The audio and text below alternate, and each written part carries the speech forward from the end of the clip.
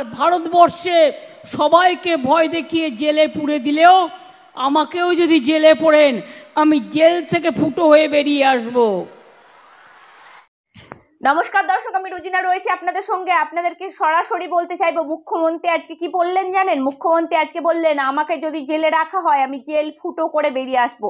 সত্যি বলুন তো, মুখ্যমন্ত্রী যদি অপরাধী হয়, মুখ্যমন্ত্রীর যদি অপরাধ যদি সেটা পরিগণিত হয়, তাহলে মুখ্যমন্ত্রীকে জেলে রাখা হবে না কেন? আর মুখ্যমন্ত্রী কিভাবে জেল ফুটো করে বেরিয়ে আসবেন? একটা অসংসদীয় ভাষা বলছেন একটা মুখ্যমন্ত্রী। তিনি বলছেন যদি তিনি অপরাধে অভিযুক্ত হন তবেই না তাকে হাজতবাস করানো হবে। তিনি যদি অভিযুক্ত নাই হয়ে থাকেন তাহলে তাকে কিভাবে হাজতবাস করা হবে? আর তাহলে তো প্রত্যেকটা কয়েদি, যারা আমাদের ভারতবর্ষে প্রত্যেকটা কয়েদি আছে, তারা তো সবাই জেল ফুটো করে বেরিয়ে আসার চেষ্টা করবে। কিরকম অসংসদীয় ভাষা মুখ্যমন্ত্রী ব্যবহার করছে আপনারা ভাবতে পারছেন? মুখ্যমন্ত্রী সেই কথা আপনাদেরকে শোনাবো। তিনি বলছেন যে যদি আমাকে জেলে রাখা হয়, নাকি নির্বাচনের আগে সবাইকে জেলে পোড়ার একটা পদ্ধতি অবলম্বন করছে বিজেপি। কিভাবে অবলম্বন করছে বিজেপি বলুন তো? যারা দোষী তাদেরকেই না, এতদিন যারা দোষী সাব্যস্ত হয়েছে, আদালতের চোখে যারা দোষী সাব্যস্ত হয়েছে, তবেই না তাদেরকে হাজতবাস করতে হচ্ছে, তবেই না তারা প্রেসিডেন্সি জেলে আলো করে রয়েছেন। সে জ্যোতিপ্রিয় মল্লিক থেকে শুরু করে পার্থ চট্টোপাধ্যায় শুরু করে সবাই। বারবার আমরা দেখছি তাদের জামিনের আবেদন করা হয়েছে, তাও তাদের জামিনের আবেদন খারিজ হয়ে যাচ্ছে। কেন বলুন তো? ये सुनियोजित तरीके से दिन भर ये योजनाबद्ध तरीके से आए, समय काटे, और उनको पता है कि शाम के वक्त कोर्ट कचहरी बंद हो जाता है, और उन लोगों ने अपने योजना के अनुसार मुझे अरेस्ट करने का निर्णय हमें सुनाया। मैं कोर्ट के निर्णय पर बिल्कुल सर्वमान्य के साथ उसका सम्मान करता हूं। अभी मैं कोर्ट में जा रहा हूं, लेकिन मुझे नहीं लगता है कि मुझे इतना वक्त मिलेगा, क्योंकि आपको पता है कि व्यवस्थाएं देश के अंदर किस तरीके से चलती हैं। आज एक लोकप्रिय सरकार, एक आदिवासी अपने ताकत के बल पर जीतकर सरकार बनाकर राज्य की जनता का सेवा कर रहा था। आज लगता है ये वक्त अब मेरे लिए खत्म हो रहा है।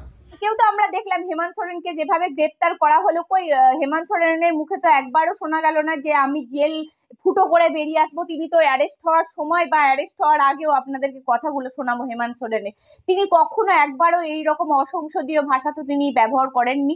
আজকে মুখ্যমন্ত্রী গ্রেপ্তার হওয়া তো দূরের কথা, মুখ্যমন্ত্রীকে নিয়ে কোনো তদন্তই চলছে না, তাহলে তিনি কেন নিজেকে বারবার বলছেন যে যদি জেলে রাখা হয়? এর আগেও তিনি বলেছিলেন অভিষেক বন্দ্যোপাধ্যায়কে জেলে রাখার জন্য নাকি চক্রান্ত চলছে, অভিষেক বন্দ্যোপাধ্যায়কে জেলে ঢোকানোর চক্রান্ত চলছে।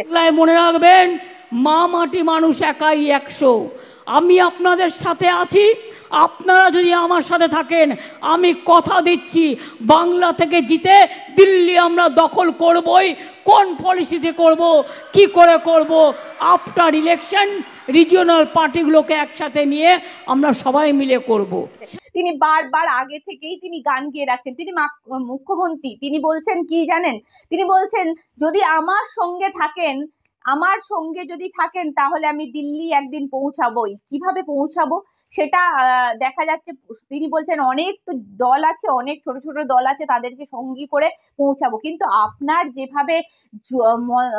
যেভাবে মনোভাব, যেভাবে আমরা দেখলাম কংগ্রেসের ন্যায় যাত্রা ঢুকতেই বাংলায় আপনার যেভাবে পট পরিবর্তন হলো, বা সিপিএম সম্পর্কে আপনার যে মনোভাব, সেগুলো পরিষ্কার হলো জোটের ক্ষেত্রে আপনি মোটেই সমোপযোগী নয়। কারণ কেন?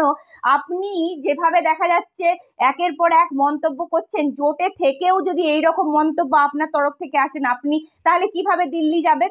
তিনি বলছেন কি পলিসিতে যাব সেটা এখন বলছি না, কোন পলিসি অবলম্বন করে দিল্লি যাবেন। আজকে ভুলে যাবেন না মণিপুরের অত্যাচার, নেকেট করে মেয়েদের প্যারেড করে ঘোরানো হয়েছে। মুখ্যমন্ত্রী বলছেন মণিপুরে নাকি মহিলাদেরকে নেকেট করে ঘোরানো হয়েছে, মন্দির মসজিদ ভেঙে চূর্ণ চূর্ণ করে দেওয়া হয়েছে, মহিলাদেরকে নেকেট করে ঘোরানো হয়েছে মুখ্যমন্ত্রী বলছেন। আর আমাদেরই এই রাজ্যে মালদায় ইংলিশ বাজারে রীতিমতো দেখা যাচ্ছে নাবালিকাকে মুন্ডুচ্ছেদ করে দেওয়া হচ্ছে। তাহলে আইন শৃঙ্খলা আমাদের এখানেও কোথায়? সেটাও তো প্রশ্ন জাগে। আমাদের এখানেও তো ধর্ষণ, একের পর এক ধর্ষণ হয়, তাহলে সেক্ষেত্রে আইন শৃঙ্খলা আমাদের এখানে। আপনি মণিপুরের কথা বলছেন, তা পশ্চিমবঙ্গের আইন শৃঙ্খলার কথাটা একবার যদি ভেবে দেখেন খুবই ভালো হয়। আর একটা জিনিস দেখতে পেলাম, মুখ্যমন্ত্রী বলছেন গরু চোর, তৃণমূল কংগ্রেস গরু। আচ্ছা, গরু কয়লা কোথা থেকে পাচার হয়? বিএসএফ তো থাকে, বর্ডার সিকিউরিটি ফোর্স। আপনারা বারবার স্বরাষ্ট্র মন্ত্রকের তরফে আপনারা তাদেরকে দাগিয়ে দেওয়ার চেষ্টা করছেন, কিন্তু বর্ডার সিকিউরিটি ফোর্স কিভাবে, শুভেন্দু অধিকারী কালকে বলেছেন যে কিভাবে গরুগুলো পাচার হচ্ছে, কিভাবে গরুগুলোকে হাঁটিয়ে হাঁটিয়ে নিয়ে আসা হচ্ছে, তাদেরকে আবার উলুবেড়িয়া থেকে তাদেরকে নদী পার করে দেওয়া হচ্ছে, নদীতে করে পার করে তাদেরকে বর্ডারে পৌঁছে দেওয়া হচ্ছে। এক একটা গরু পিছু নাকি 2000 টাকা করে এইভাবে পাচার করে দিলে ইনকাম, শুভেন্দু অধিকারী বলেছেন। চিৎকার করছে গরু চুরি করেছে তৃণমূল কংগ্রেস, পাহারা দেওয়ার দায়িত্ব কার? বিএসএফ। কেন তুমি আটকাওনি? তোমার বিরুদ্ধে কি হবে? তাহলে আপনি কিভাবে এই রকম মন্তব্য করতে পারেন যে সমস্ত দায় নাকি স্বরাষ্ট্র মন্ত্রকের, সমস্ত দায় বিএসএফ এর, আপনাদের পুলিশ প্রশাসনের কোনো দায় নেই? কারণ আপনারা গরুগুলোকে নাকি, শুভেন্দু অধিকারী যা বলেছেন, গরুগুলোকে তো রীতিমতো রোড থেকে হাঁটিয়ে হাঁটিয়ে আনছেন।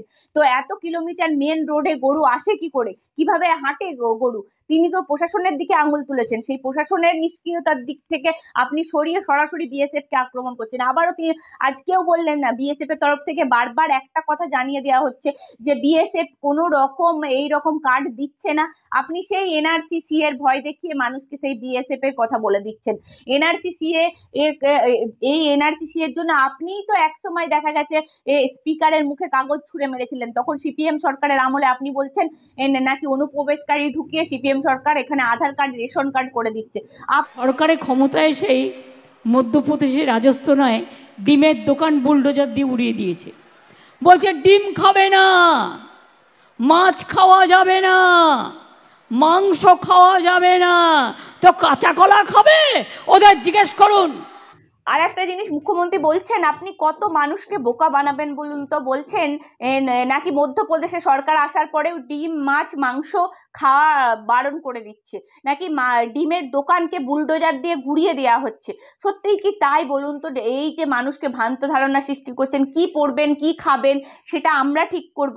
সত্যিই তো বিভিন্ন জায়গায়, এমনকি দেখা গেল উত্তরপ্রদেশেও দেখা গেছে, উত্তরপ্রদেশেও সেখানেও অযোধ্যা যেখানে মন্দির হয়েছে বা মানুষের সাথে কথা বলার চেষ্টা করেছে, যারা সাংবাদিকরা গেছে তারা তো কোনো অসহায়তা ফিল করছে না, তাদের তো কোনো রকম কষ্ট হচ্ছে না। যেখানে বিজেপি সরকার রয়েছে বা যেখানে এই রাজ্যের তৃণমূল সরকার, মানে আপনারা যেভাবে কথা বলার চেষ্টা করছেন, মমতা বন্দ্যোপাধ্যায় বলছেন যে ডিম, মাছ, মাংস খাবে না মানুষ, কি খাবে? কাঁচকলা খাবে? বুলডোজার দিয়ে গুড়িয়ে দিচ্ছেন।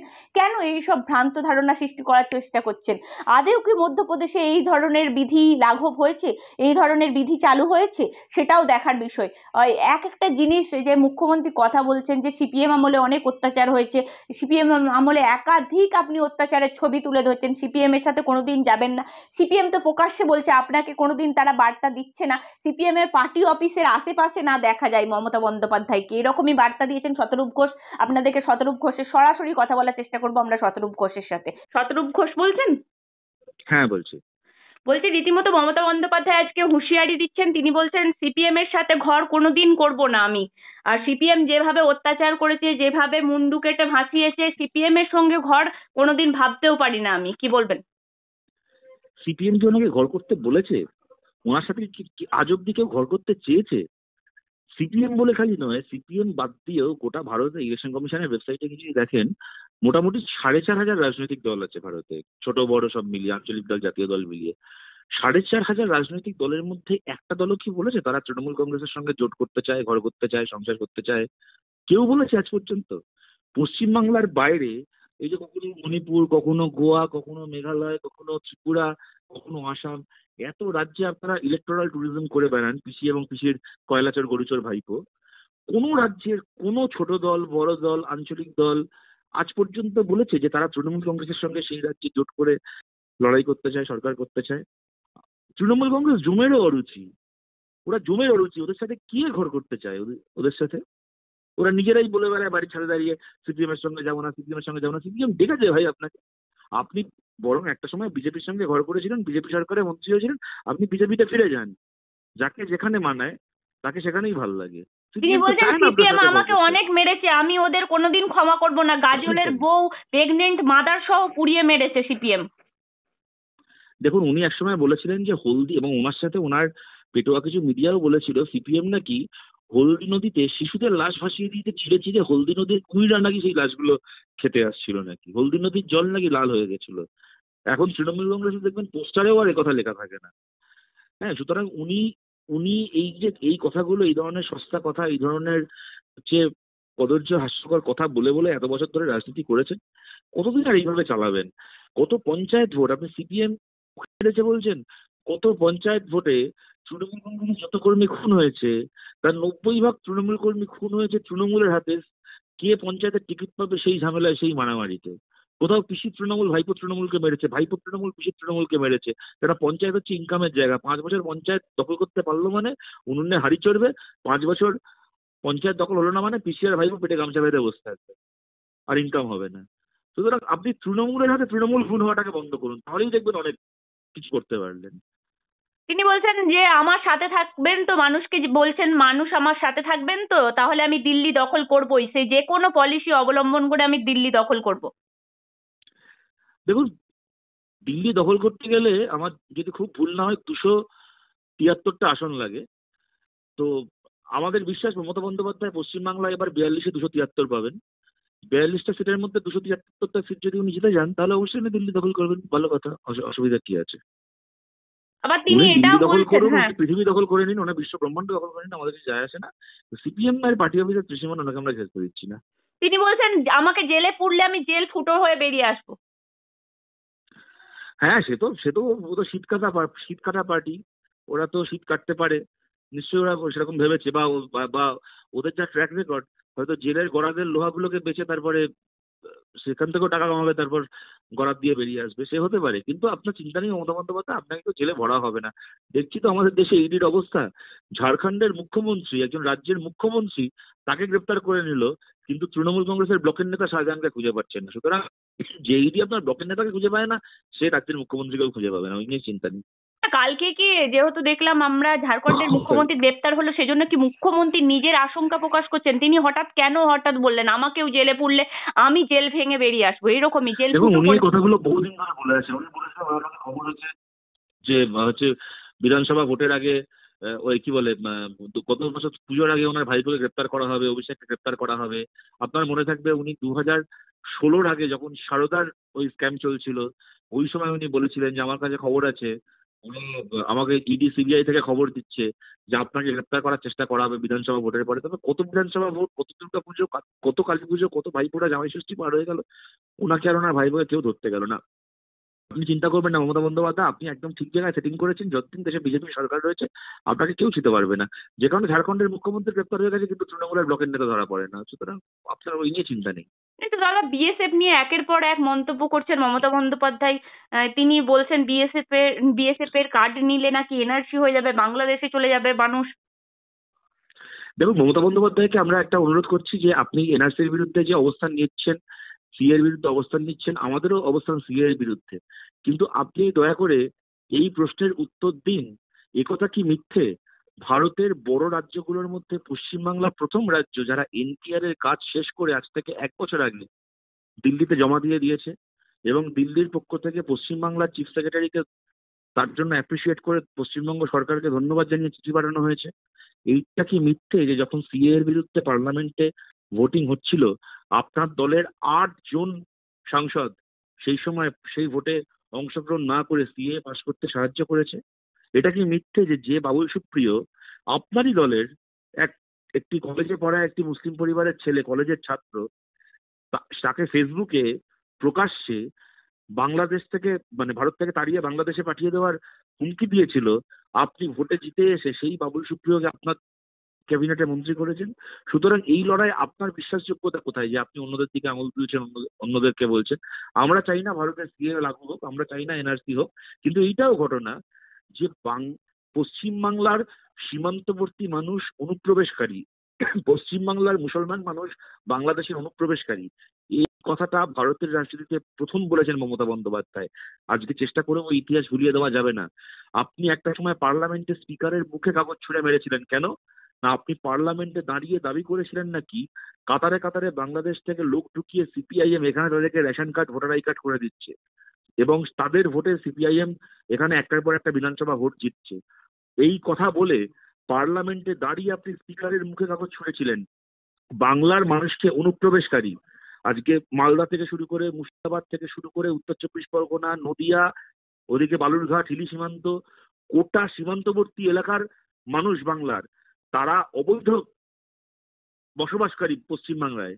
এই রাজনীতি আপনি মমতা বন্দ্যোপাধ্যায় প্রথম ভারতে দাঁড়িয়ে এই কথা বলেছিলেন। আপনার সেই পাপের প্রায়শ্চিত্ত আজকেও করতে হয়।